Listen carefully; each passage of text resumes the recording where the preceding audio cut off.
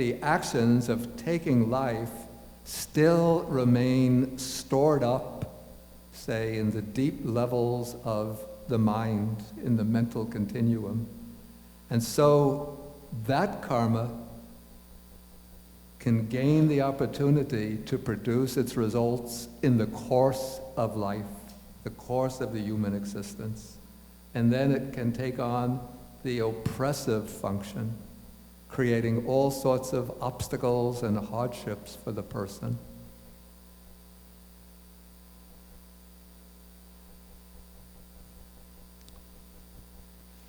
So that the person might get beaten up by others, abused and reviled by others, meet with problems in family life, business life, health problems. All of these are coming about because through the maturation of the unwholesome, or could be coming about because of the maturation of that unwholesome karma in its oppressive function. But it can also happen that that unwholesome karma takes on an even stronger function, and then it takes on the destructive function. So even though the person might be living a healthy, what seems to be a happy, healthy, successful life as a human being, but that destructive karma is hidden there in the background. And when the opportunity arises, boom, it matures and takes his life. So we have a relatively young man, a senator from Massachusetts, who, against all odds, in 1960, well, not against all odds, but in 1960, he gets elected President of the United States, you know, the most powerful position in the world. He has a beautiful wife, 2 nice children, and people like him on the whole. And then he goes on a trip to Texas, and boom, boom, boom, assassination. So we could say, you know, looking at this through the lens of karma, this would be like a very strong, wholesome, productive karma, a lot of supportive karma coming in, but hiding in the background, destructive karma, getting the opportunity to mature. And then in the prime of life, what was he, about 45 years old, comes to an end.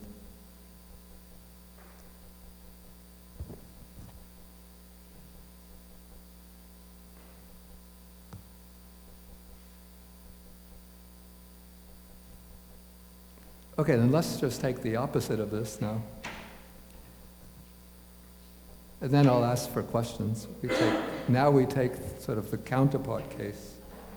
Okay, here some man or woman abandoning the killing of living beings, abstains from killing living beings, with rod and weapon laid aside, gentle and kindly, he abides compassionate to all living beings. Okay, so this is somebody who deliberately, motivated by loving kindness and compassion, deliberately abstains from destroying life, makes the determination not to kill living beings. And though it might seem that abstaining from killing living beings is just a negation of an action, just desisting from the action of killing living beings, but actually that, in the case that's being depicted here, the act of abstaining or desisting from killing living beings comes about through an act of determination. It comes about through a deliberate intention not to kill living beings. And so that determination, I will not kill living beings, or that attitude of kindness and compassion, that I feel sympathy, empathy with living beings, so I won't harm them or kill them, under any conditions, that determination generates a very powerful, wholesome or positive karma. And so that's why it says, because of performing and undertaking such action, even though the person might not, meet with conditions where they're tempted to take life, but just that forming that determination, and within the Buddha's context, is done repeatedly whenever one undertakes the precepts. So if every day one makes that one undertakes the precepts, panati pata veramani sikapadang samadhiyami, I undertake the precept or the training rule to abstain from taking life, then one is creating that powerful, wholesome karma of not killing living beings. And so that mental determination, that mental volition, is infusing or imbuing the mind with very positive, wholesome karmic force. And so because of performing and undertaking such action, creating that karma of not taking life, on the dissolution of the body after death, that being or person reappears in a happy destination. It is one of the fortunate realms of rebirth, either under good conditions in the human realm or in one of the celestial divine realms.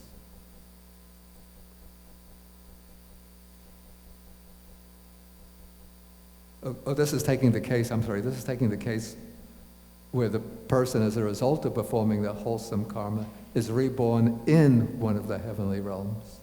Because then comes the qualification. But if on the dissolution of the body after death, he does not reappear in a happy destination in the heavenly world, but instead comes back to the human state, then wherever he is reborn, he is long-lived. So this is the way that leads to long life, namely abandoning the killing of living beings. One abstains from killing living beings, and so on. So actually, what I would say is that the karma of abstaining from killing living beings, if it takes on,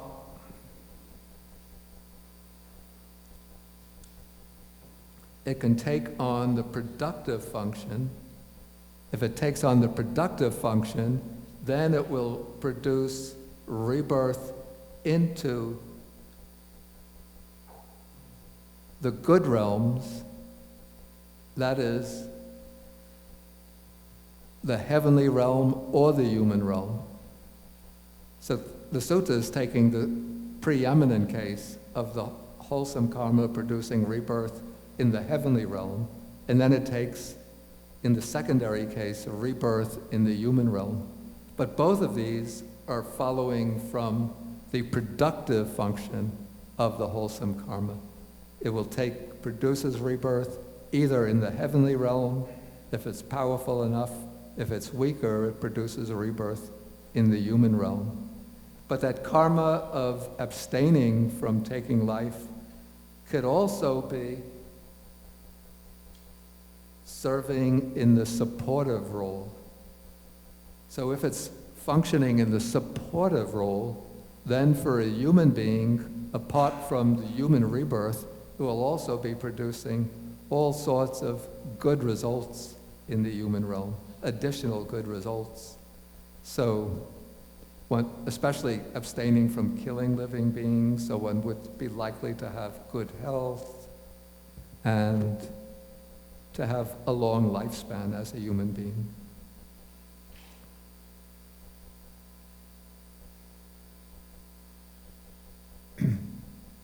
Okay, it's possible, though, that the productive karma produces rebirth as a human being, but then some other unwholesome karma, even karma of harming and killing living beings, takes on the oppressive role and then counteracts the good result implicit in the human rebirth. Wait, let me just finish, then I'll ask for questions.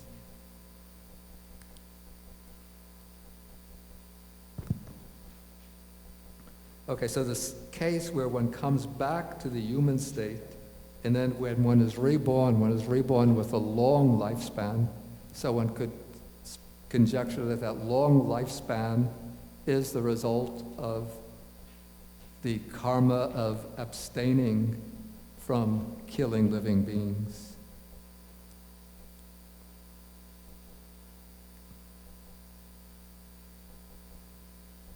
It's possible, I could conceive this, that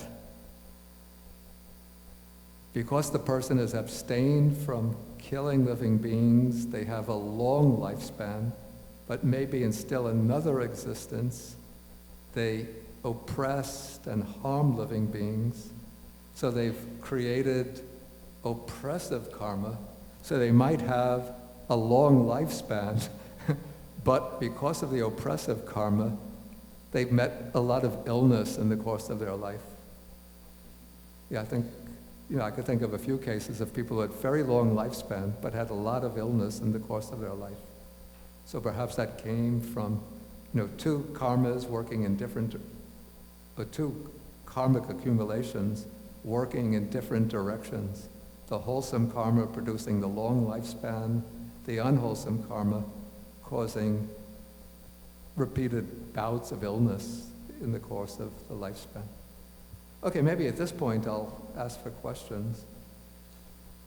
Okay, I'll take Chris's question, but maybe first you ask your question, because Chris's is a big question. Yeah, I saw that. Sam has it there. What is your name? John. Just one confusion among many. Karma almost seems like a entity into itself, like there's something that propels it, but it's not self. So I'm just wondering, what is this entity that kind of binds it and pushes it forward? And then secondly, it almost seems like you're saying it's multi-determined, like it could be several lifetimes impinging upon several different kinds of karma. What is that forms or propels it through? Okay, these are big questions. Let's take them one at a time. Okay, first, is karma something like a thing in itself? I don't want to say karma is a thing in itself, but let us say that according to the Buddha, like one of the laws of sentient existence, of conscious existence in the universe, is the law of karma, according to which our volitions, our volitional actions, have this tendency to produce a result which corresponds to the ethical quality of the action, so that it's almost like a kind of action and reaction principle operating in the sphere, not of physical matter, like the laws of physics, but operating in the sphere of willed, morally significant willed actions, so that the actions we perform will, in some way, through the operation of this law, come back to us over the course of lifetimes, whether in this life or in future lives, and produce a result which reflects, corresponds to, mirrors the ethical quality of the original action. Where does karma, then you mentioned that karma seems to imply some kind of self. Okay, now according to Buddhism, that there's no substantial self as a self-identical entity, a substantial entity, which remains from life to life. But there is a stream of consciousness, so that in the course of any life, this life right now, I don't have a substantial self, something bhante, with like a solid rock. But there's this consciousness which is always changing from moment to moment. But now, because of the causal continuity, from one moment to the next, there is some kind of identity within that stream of consciousness. So the identity is established on the basis of the cause and effect relationship between different occasions of experience. Or we can say the conditionality between earlier moments of experience and the present moment of experience. Now, according to Buddhism, this continuity of consciousness doesn't come to an end with the death of the physical body, but the body functions as a support for the stream of consciousness.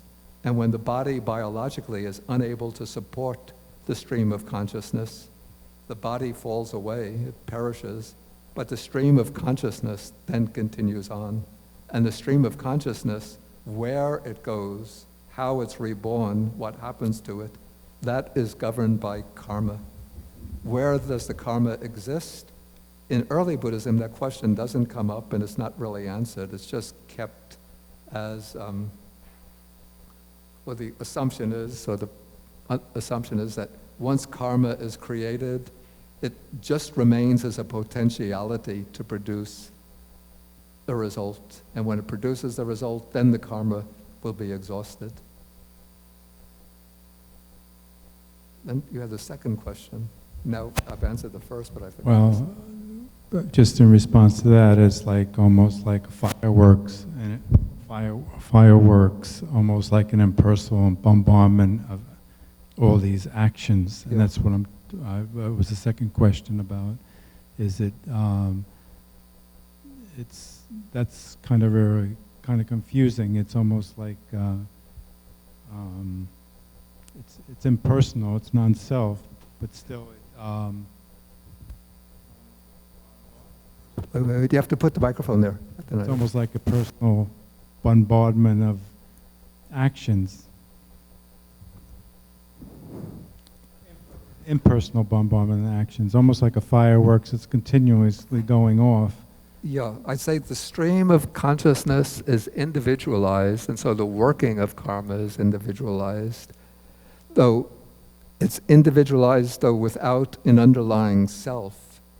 And so karma will produce, in the course of a person's experience, it will produce its fruits, its results. And then in response to those results, the person will act in other ways, which will create new karma. And that karma will remain as a potentiality, which will produce still further results. So there's a stream of karma and its results, which continues in continuity, though without a permanent substantial self underlying it. Okay, Chris, you had your question. Hey, Bhante. So my question was, does everything that happens to us in our life, is everything that happens to us the result of our previous intentional actions? Yeah, this is a good question. Does everything that happens to us happen to us as a result of karma, as the result of our intentional action? And this is a question where I have to say, I don't know. No, very frankly. And I don't see that if we base on the early Buddhist discourses that we could answer that definitely and say that everything that happens to us happens as a result of karma. In fact, there is a sutta that occurs in this Samyutta Nikaya. It's a little bit problematic sutta, where a wanderer comes to the Buddha and asks whether everything that happens as a result of karma. Then the Buddha denies that, and he gives as examples 8 causes of affliction that happen to people. And he says, it's generally accepted in the world, and you know for yourself that people become ill as a result of, he uses the old Indian system of medical diagnosis, as a result of disorders of the bile, disorders of phlegm, disorders of wind, disorders of all 3 together, as a result of accidents, as a result of careless behavior. And then just the last one that he gives is that people fall ill as a result of karma, the maturation of karma. Now this seems, as I say, it seems a little problematic to me, because if somebody is repeatedly getting ill from, whether from bile, from phlegm, or from what seem to be accidents. We could, probably if one inquires into that, you could see that there's a karmic reason behind that illness. So the answer seems a little difficult to square with other things in the Buddha's teaching. But I still find it difficult to believe that everything that happens to us happens as a result of karma. I get bit by a mosquito and I get a little annoying pain that night. Is that the result of a karma? I'm walking down the street and a dog comes out and bites me. Is that the result of a karma? I'd only have to say it could be, it could not be, or it might not be. Then we come to like really big problems. This is where I find some really difficulties. Like, okay, the Holocaust, which eliminates 6 million Jewish people in Central and Eastern Europe, the killing fields in Cambodia, where 2 million people are killed. Can we say that all of this is happening because of karma? I just find this really problematic. But so when I think about karma, I think about it this way, not trying to reason from what is happening in the present back to the past and saying, this must be due to some bad karma, or this must be the result of some good karma. But rather I reason from the present going into, or reflect from the present going to the future, that if I commit unwholesome actions, then if those actions get to produce their results, they're going to bring suffering and hardship for me. And if I do good actions in the present, then when those actions mature, they're going to bring well-being and happiness. So for myself, that is sufficient as a guide. I don't have to start reflecting back from the present into the past. Thank you. Dina. Let us take the microphone.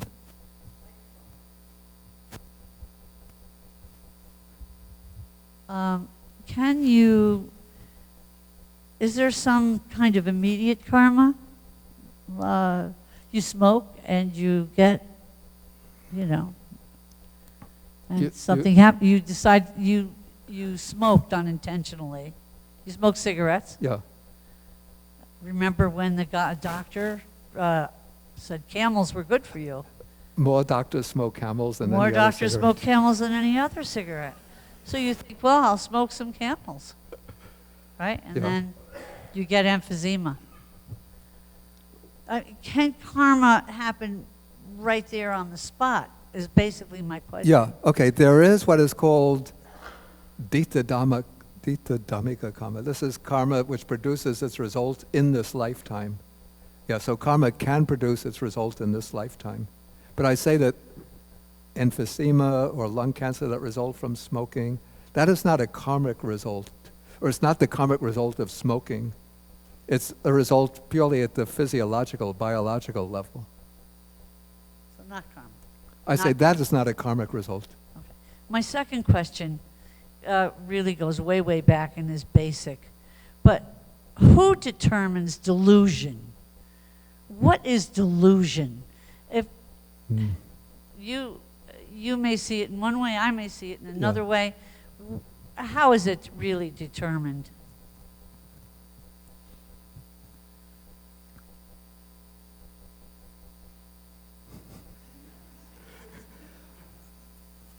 Okay, what is delusion? Delusion, okay, it's also...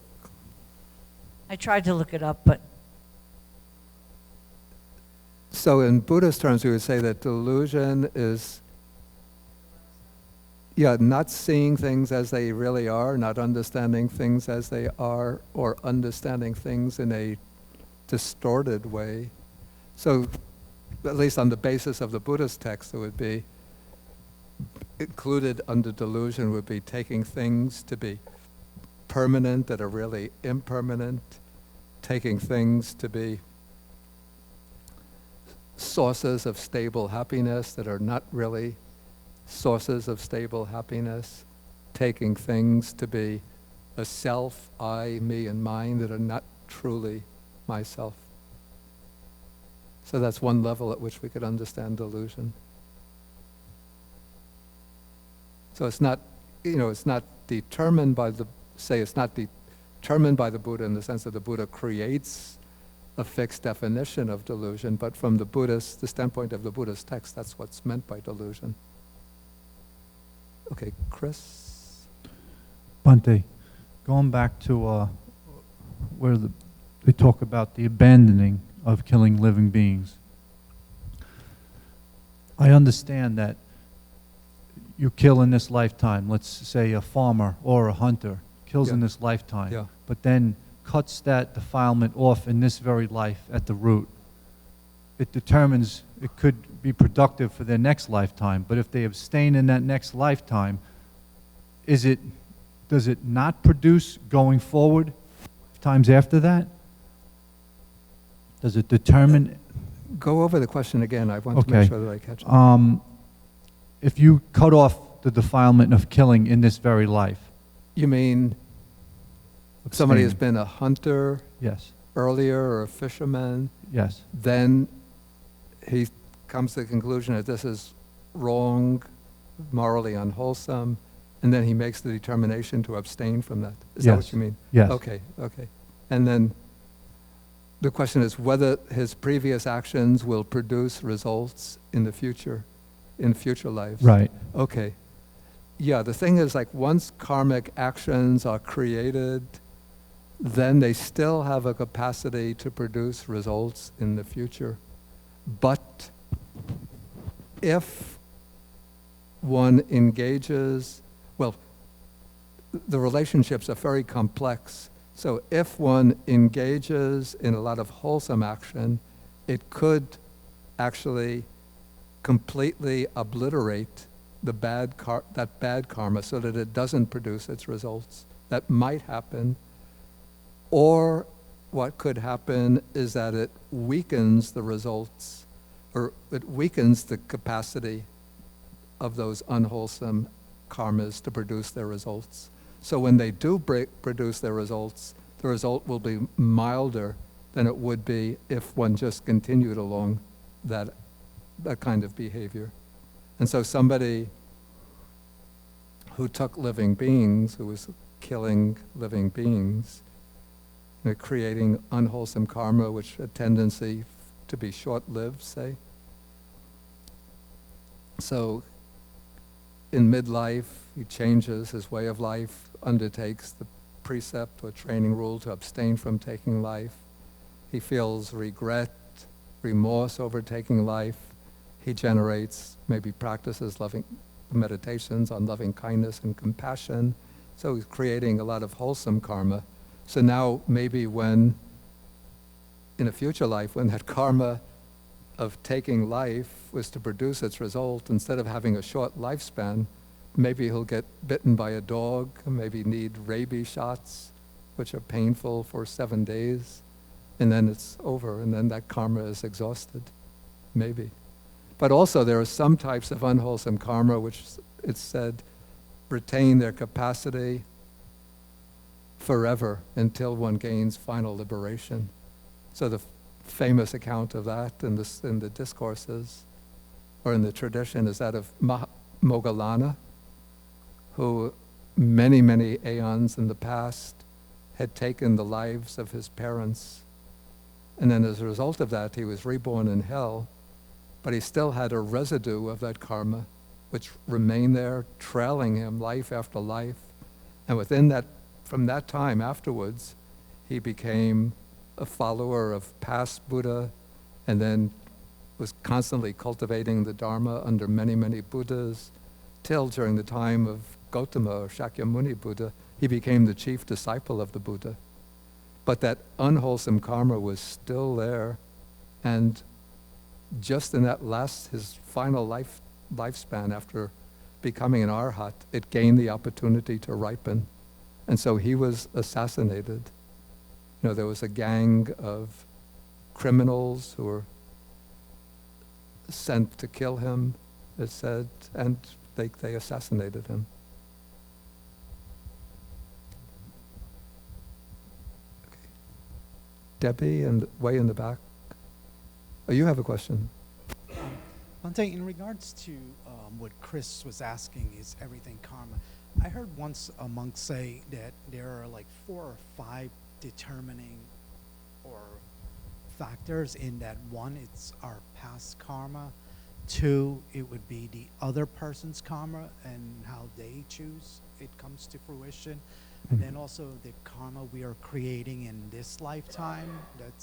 So it's not just, oh, it's past karma, everything is past karma that's ripening in our lives. It's also other factors, because if not, then everything is predestined. No, certainly karma is not predestination. Right. And that, maybe what he meant is that there are other things that affect how or whether karma ripens. Right. Let me see if I could remember what they are. You know what I'm talking about. I know what you're talking about. There was a set of 5 factors.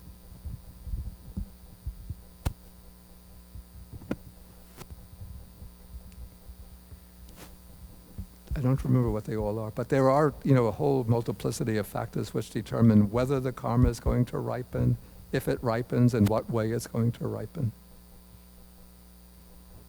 Okay, Debbie, she has the pink, from here it looks like a pink shirt in the back. Bhante, I have so many questions and concerns about, but I'm to one, which Okay. Having a little trouble here, which is my concern that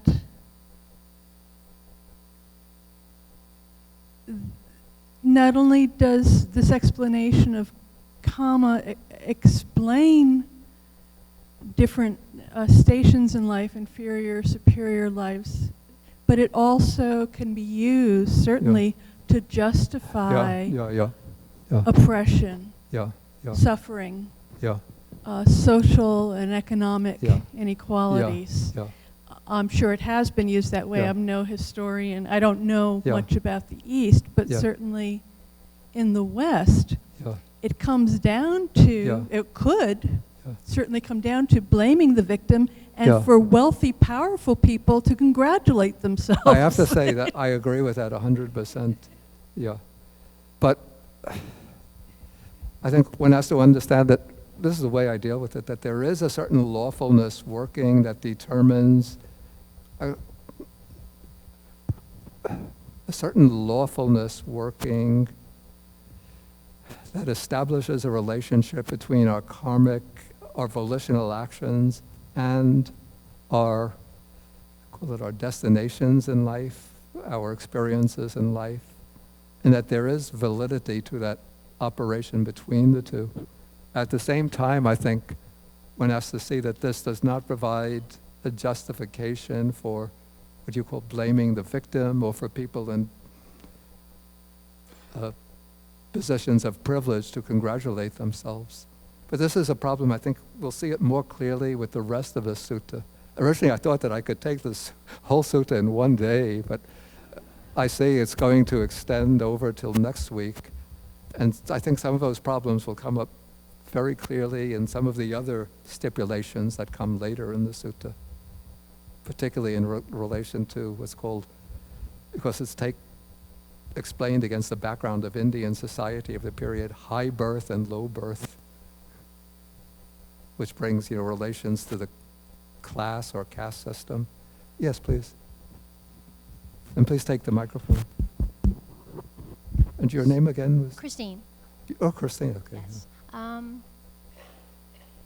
So this is, I would like a little help in making sure that I'm understanding the guidance that you're giving me.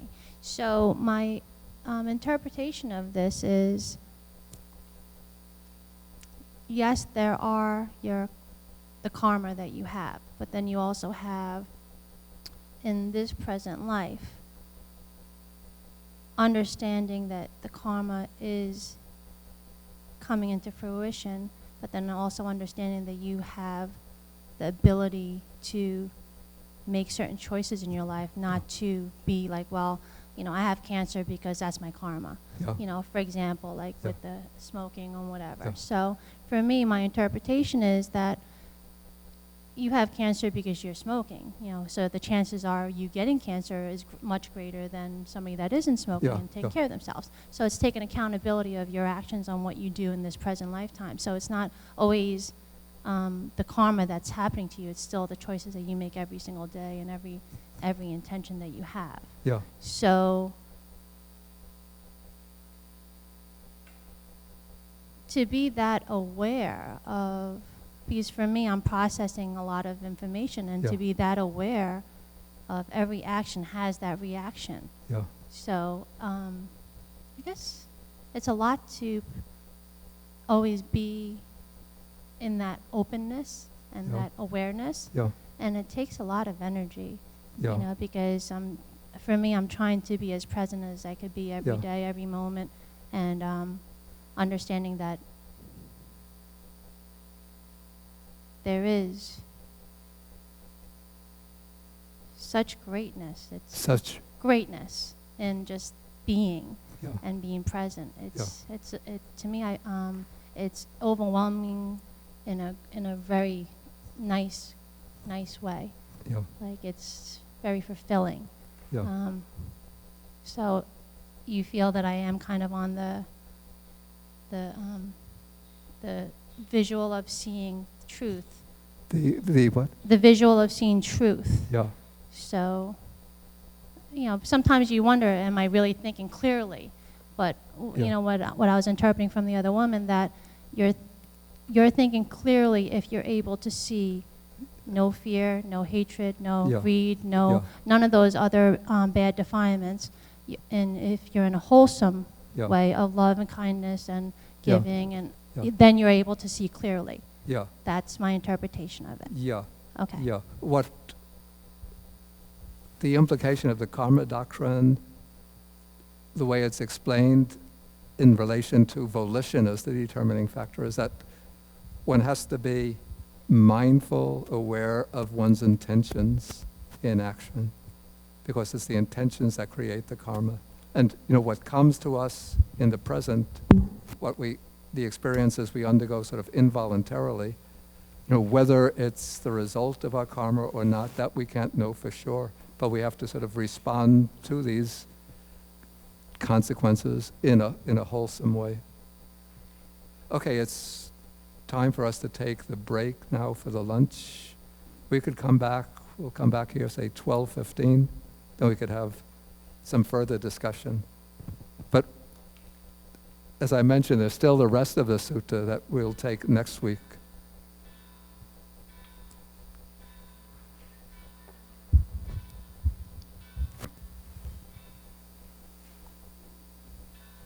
I was worried that we were going to go through the sutta too quickly and that I'll be finished after a half an hour with...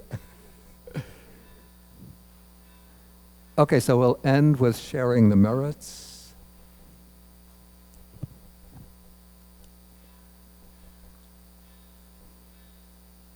So we share the merits with the Dhamma protecting devas, the nagas, the fierce spirits or bhutas, and with all beings, wishing them to be well, happy, and free from harm and suffering.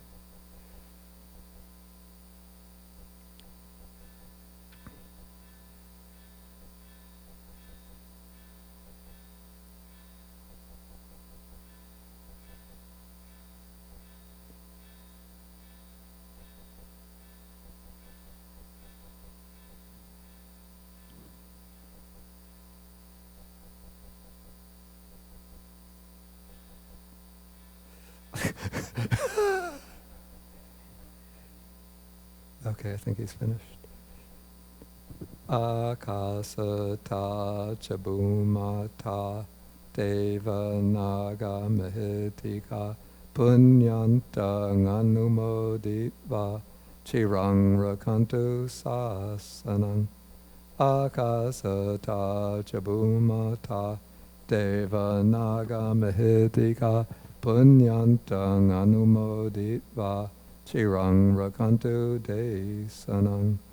akasata chabumata deva naga mehedika punyantang anumoditva chirang rakantu mang parang etavatacham hehi sampadang punya sampadang sabbe devanumodantu sabba sampati siddhya etavatacham hehi sampadang punya sampadang sabbe bhutanumodantu sabba sampati siddhya etavatacham hehi sampadang punya sampadang sabbe satanumodantu sabba sampati siddhya Bhavagopadaya vichetato etantare satakayupapanna rupya rupicha sanya sanino tukha pamuchantu pusantu nibutim.